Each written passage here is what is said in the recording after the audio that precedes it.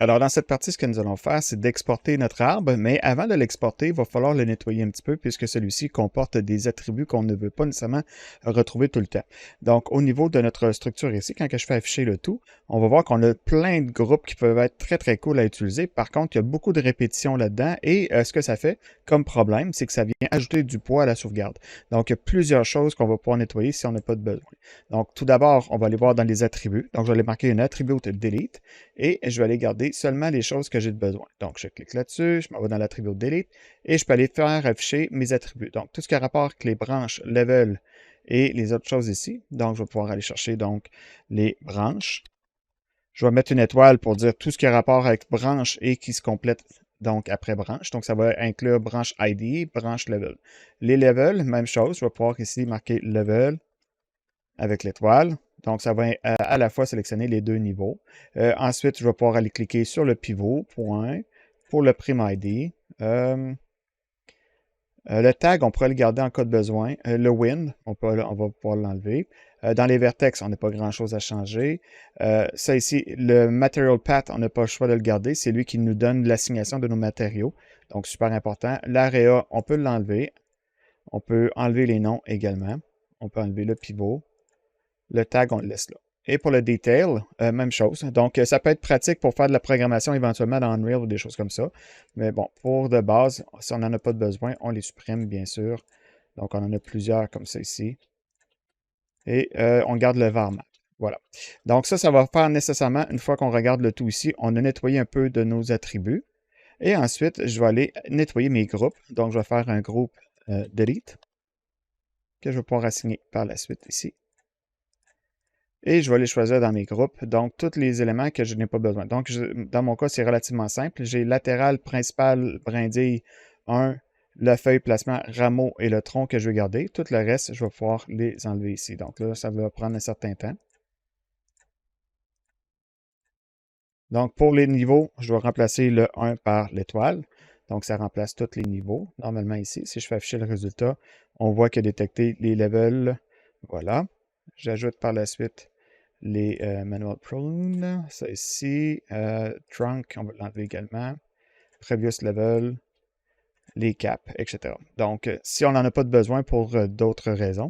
Les caps en tant que tels, je viens d'enlever le groupe cap, mais il aurait pu être pratique pour aller faire de l'assignation sur le bout des branches, comme ça ici. Donc, la structure qui est ici.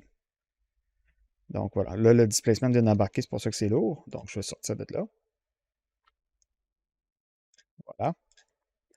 Et maintenant, nous avons nettoyé notre structure pour pouvoir aller faire un ROP output FBX. Donc ça, c'est la méthode classique pour pouvoir exporter une géométrie avec le module d'exportation FBX. Donc oui, on aurait pu tout simplement se faire un fichier file et l'enregistrer en FBX. Par contre, ça ne marche pas dans plusieurs logiciels puisque ce n'est pas un fichier FBX qui a été généré par un outil FBX. Donc, très important de le faire par le ROP FBX. Donc, dans le ROP ici, je vais pouvoir définir à quel endroit je vais aller l'exporter. Moi, je vais le mettre sur mon disque dur G dans un dossier qui va s'appeler donc mes arbres. Voilà. Ensuite, le out, si je le remplace par mon feuillu underscore 01 et en FBX. Et là-dedans, normalement, on n'a pas besoin de changer grand-chose. Par défaut, ça prend relativement les informations. On a le Convert Unit qui pourrait être pratique pour garder une dimension, donc plus d'échelle. Ça va être à tester avec votre type de projet si on a besoin de le cocher ou non. Même chose dans le logiciel que vous travaillez. Donc, ça se peut que vous allez devoir faire des flips. C'est ici que ça se passe. Par défaut, je vais le garder avec le Y en up, tout simplement. Et par la suite, je vais aller faire mon Save to Disk. Et parfois, ça peut prendre quelques secondes. Moi, c'est instantané en général. Plus notre arbre va être lourd et plus ça va prendre du temps. Et voilà. Moi, jetant un petit coup d'œil ici, on va pouvoir se rendre compte que notre arbre va peser donc 350 MB. Donc, ça peut devenir lourd pour une structure. Alors, éventuellement, ce qu'il faudra aller faire, c'est d'aller vérifier si on peut optimiser notre structure. Dans mon cas, moi, je n'ai pas pris ce temps-là dans mon développement ici. Mais si on peut aller enlever quelques polygones en division, en largeur, surtout si ça ne paraît pas donc au rendu, eh bien, on pourra en profiter. Puisque ma structure est relativement lourde, le fait que c'est lourd, ici, on voit qu'on est à 1,9 million de 1,1 million de polygones, ce qui n'est pas énorme parce qu'on peut se rendre facilement à 30 millions de polys pour un arbre extrêmement détaillé, mais quand même, ça serait bien de penser donc à l'optimisation de notre structure. Donc, si jamais ça l'arrive, vous pouvez aller explorer à nouveau votre système ici. On passe par la base. Mettons qu'on va chercher donc les branches principales. Eh bien, ça se passe au niveau de résolution ici. On peut aller changer les valeurs pour juste réduire la quantité de segments. Et même chose pour la largeur ici. Donc, ça dépend toujours de votre niveau de détail que vous avez besoin d'aller chercher. Donc, moi, je reviens en arrière pour les deux cas. Et voilà. Donc, ce qu'il nous reste à faire à nouveau, si jamais on a fait des modifications, c'est d'aller resauvegarder le tout avec le ROP FBX. Et on pourra aller importer à nouveau notre arbre avec un file que je pourrai aller chercher dans ma liste ici. Je vais dans mon dossier où j'ai enregistré mon FBX et je vais l'ouvrir ici.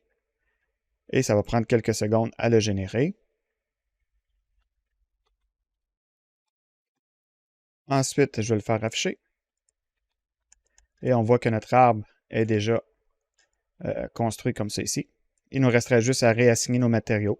Donc, je pourrais à la limite même reprendre. Si on regarde dans nos groupes, ici, nos informations ont été conservées. Donc, branche latérale, branche principale, brindille.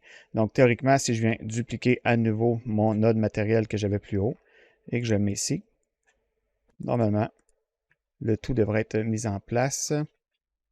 La seule différence, c'est que auparavant, le matériel ici faisait appel à des groupes, mais si je regarde l'importation, les groupes ont été transformés en identifiants de primitifs. Donc, au lieu de faire une sélection ici par le nom du groupe, je le remplace et je vais aller faire appel donc avec le Shop Material. OK, donc le truc, on clique sur la sélection. Je m'en vais ici au niveau de mes attributs de Shop Material Path. Et je vais avoir donc mes deux matériaux que je vais pouvoir aller cliquer dessus. Donc, dans ce cas-ci, ça, c'était ma feuille. Donc, je clique sur la feuille. Et avec mon bouton de la calculatrice, donc Enter, à la droite, ça vient de l'intégrer ici. Pour mon deuxième groupe, je vais pouvoir aller chercher tout ça ici, puis effacer. Avec ma sélection, toujours avec, ici dans mon menu, si jamais vous ne l'avez pas, c'est le petit bouton ici pour le faire afficher. Là. Et je m'en vais chercher ici, dans les attributs, le Shop Material Path. Et je vais cliquer sur l'écorce. Et le Enter dans le Viewport. Et maintenant, on voit qu'il l'assigne dessus. Et maintenant, nous avons un arbre qu'on va pouvoir l'utiliser dans différents contextes. Et l'idée là-dedans, c'est tout simplement de pouvoir s'en servir facilement dans d'autres projets. Donc, amusez-vous bien.